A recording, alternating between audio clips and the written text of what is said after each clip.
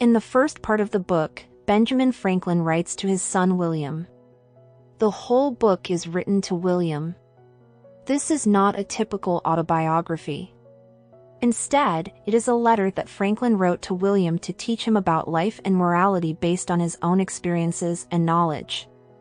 Franklin spent his early years in Boston. He was born there in 1706 and was the youngest son of 17 children. His father was a simple man who made soap and candles.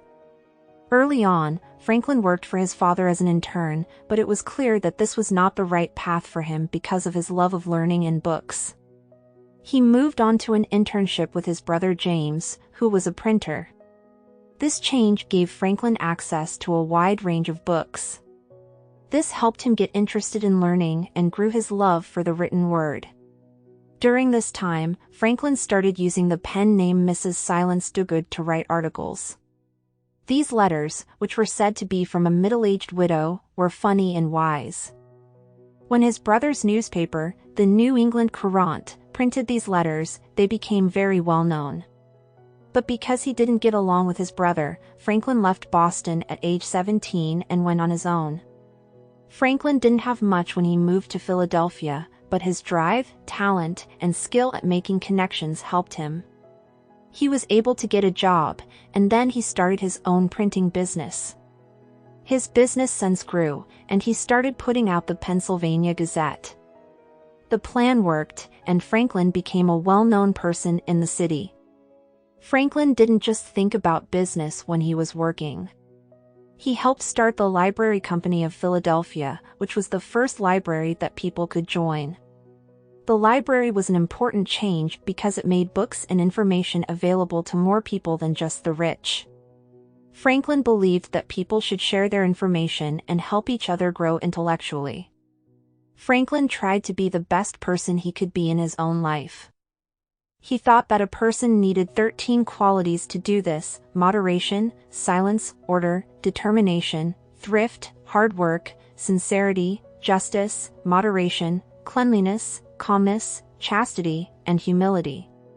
Franklin kept a chart to keep track of how well he followed these values. He tried to learn one virtue each week. Franklin's trust in self-discipline and constant self-improvement showed in the way he did things. The autobiography also shows that Franklin was interested in science. Most people know him for his work with electricity, especially his famous kite experiment. This experiment proved that his idea that lightning is electricity was right.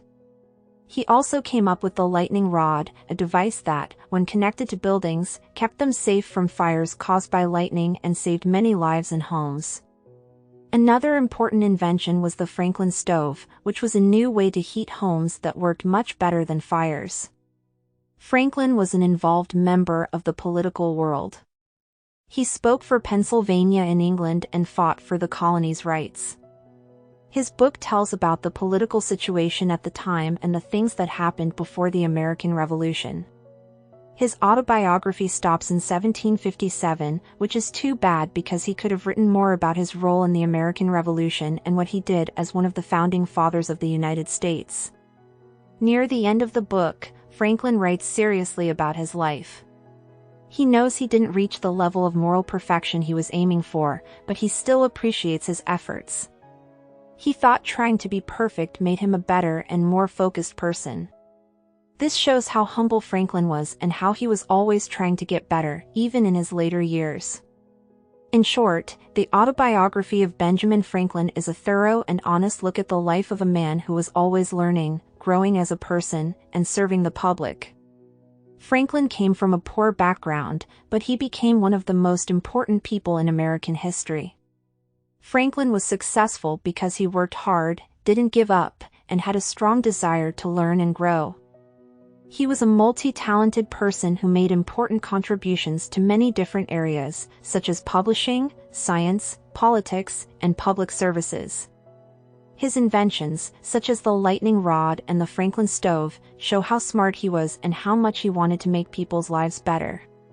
Franklin's efforts to reach moral perfection through his system of virtues shows how self-reflective he was and how much he wanted to improve himself.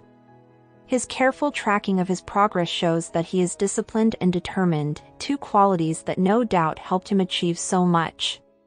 Franklin was a strong supporter of the rights of the colonies in politics. As Pennsylvania's agent in England, he tried to bring the colonies and the British government closer together. His understanding of how politics worked at the time helps us understand what was going on before the American Revolution. Franklin stayed humble throughout his life, even though he did a lot of great things. His thoughts at the end of the autobiography show a man who, even though he didn't reach the moral perfection he was looking for, still found worth in the search itself. This shows how mature and wise Franklin was, and how he saw life as a constant journey of self-improvement. The Autobiography of Benjamin Franklin shows how one of the most famous people in American history lived. It's more than just a story of what happened, it also has timeless wisdom and lessons that are still useful today. It shows how amazing Franklin's life was and how much he changed American society. Franklin's life is a great example of how hard work, intellectual curiosity, and a desire to grow as a person can lead to a life full of accomplishments and effect.